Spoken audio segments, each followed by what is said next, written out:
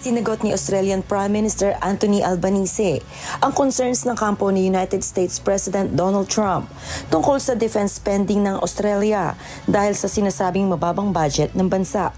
Iginiit ni Albanese na ang Australia mismo ang magpapasya sa antas ng paggastos nito sa depensa at hindi ang Estados Unidos.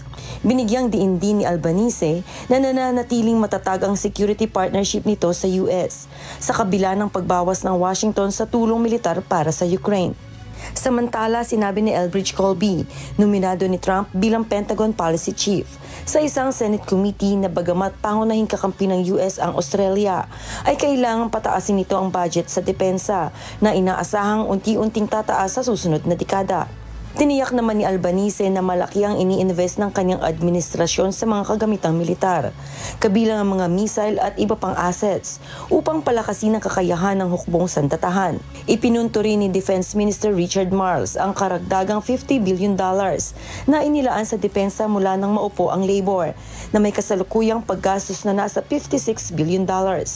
Sa kabila ng desisyon ng Estados Unidos na pigilan ang pagbabahagi ng intelligence sa Ukraine, iginiit ni Albanese na nananatiling malaya ang Australia's foreign policy at patuloy nitong susuportahan ng Ukraine laban sa Russia. Samantala, kinumpirma ni Defense Industry Minister Pat Conroy na ipadadala na ang retired Abrams tanks na ipinangakong ibibigay sa Ukraine, bagamat may mga pagkakaantala dahil sa US restrictions. Early Briones, humahataw sa balita ngayon.